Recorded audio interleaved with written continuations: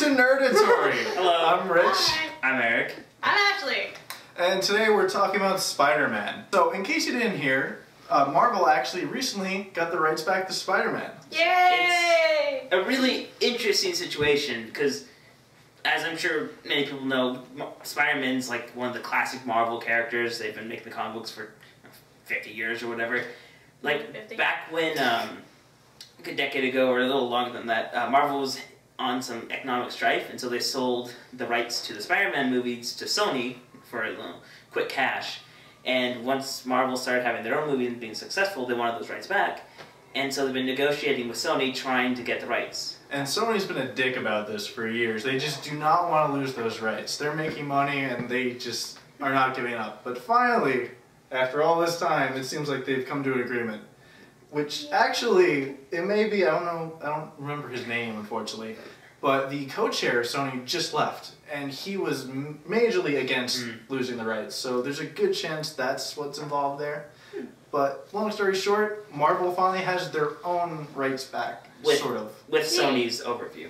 They still have final say on the Spider-Man character. Yeah, and solely in the Marvel Cinematic Universe. But that's cool, because that means Civil War. Yay! Finally. So, do you want to just maybe should we give a basic premise? Of Okay. what Civil War is? Well, basically the Civil War is that there was a fighting between two groups of superheroes. Well, eventually there was a thing in some city in the United States, like 600 people died, including like 55 children, and they blamed superheroes for it. And then the government was like, okay, if you're a superhero, you need to register your actual identity, or we'll like chase you down and pretty much shoot you. And there are two fronts. One was led by Captain America, who was like, no, we don't want to give up our aliases, even though everybody knows who he is already. So I never really got that. And Iron Man was on the other side, and he's like, okay, you know, let's give up our names. Let's let the government control us, basically. And that's pretty much the whole battle was between them. There's on different sides, and pretty much, I'm not going to spoil anything, but it doesn't end very well. but the major key factor here is you have the two major superpowers. You have Iron Man and you have Captain America going head to head. But what's between them, kind of like mediating between the two, is Spider-Man.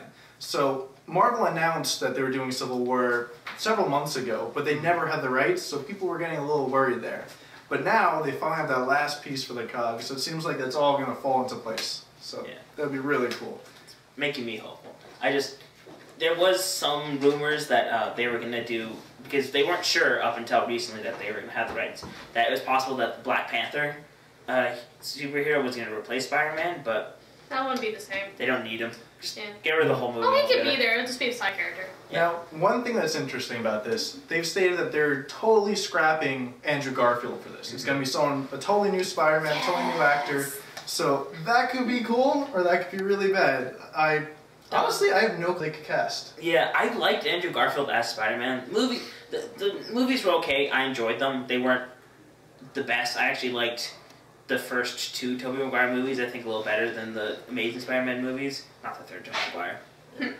I thought Andrew Garfield played the perfect character. I just didn't like the writing of Amazing Spider-Man 1 and 2. It was just, everything seemed cluttered, and it makes sense if you're looking back on it. They were trying to set up Sinister Six, and it just... They tried to do a whole Avengers setup on their own. It just didn't work as well. No. Well, here's the thing. I think that Garfield was a good actor. It's just he wasn't a good Peter Parker. Like, the one trying to say he was a good Spider-Man, but he wasn't a good Peter Parker. Peter Parker is this goofy, nerdy guy, which Toby was really good at, but if you kind of get what I'm saying, like... Toby was just a dork. He wasn't smart. But that's who Peter Parker is! That is who Peter Parker is. The most recent Spider-Man, he was, as Peter Parker, he was too suave. Like, he was nerdy chic, not nerdy. And he has to be Spider-Man's nerdy. supposed to be just nerdy and like... But he wasn't... Tobey Maguire wasn't nerdy at all. He was just kind of...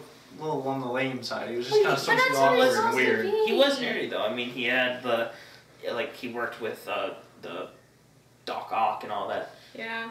I mean, he was nerdy. It just they exacerbated it more than most recent movies. Yeah. I was like, Garfield kind of rubbed me on the wrong way for that sort of thing. He just wasn't like the right nerdy. Like, you can't be nerdy and cool. Like, Peter Parker's not cool. He was like bullied his entire life.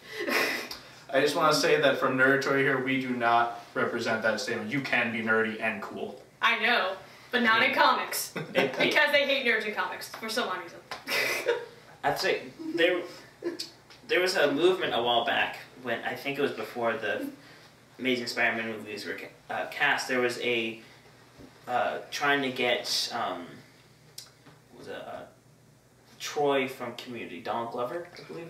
Yeah, his name. Donald There was Donald Glover.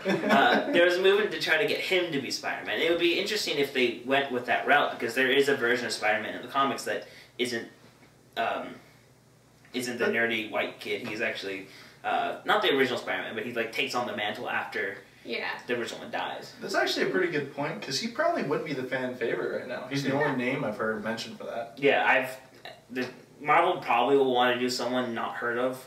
Or, you know, they could go old school and honor his, what MJ wanted to do. Do you remember when Michael Jackson wanted to be Spider-Man? Oh. The hologram of Spider-Man. Oh, no. All digital effects and cuts from his music videos. Alright. So we don't know who's going to replace Spider-Man in the Marvel versions of it, and I'm hopeful, maybe, you know. Could be good, could be really bad. I don't know. I think it can't be worse than Spider-Man 3 during that whole goth phase, so there's that. But hopefully it'll turn out alright, but... Yeah. Anyway, just have to see. Alright, thank you. This has been Nerdatory. Good night.